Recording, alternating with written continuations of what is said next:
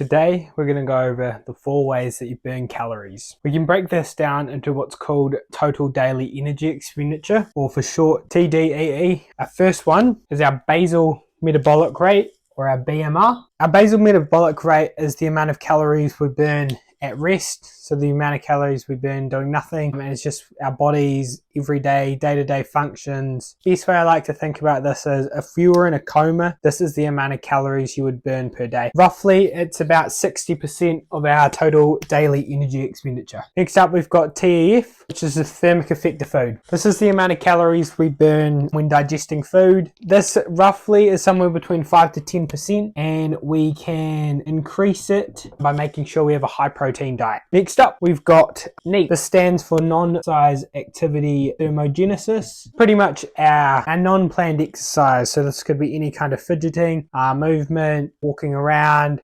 Say you park an extra block from the shop. That walking would be non-planned exercise. Say we, instead of taking the elevator, we walk up the flight of stairs. That is all NEAT. So any kind of non-planned exercise. It's going to depend, but roughly somewhere between 10 to 20%. NEAT we can pretty much think of as our step count. This is why a lot of times when you're looking to lose fat, you might also have a step count goal every day that you want to have. Lastly, we've got EAT. This is our planned exercise. This stands for exercise activity thermogenesis. This again is going to take somewhere between 5 to 15, 20%, depending on your day-to-day activities. So yeah, any kind of planned exercise. Could be going for a run, could be going for a walk, could be going to the gym, going to a HIIT class, going to a spin class, anything like that. Roughly again, going to take somewhere between 10 to 20%, depending on your activity. So this is total daily energy expenditure. I guess the big one with this one is realizing that a lot of our calories that we burn throughout the day comes from our basal metabolic rate. 60% roughly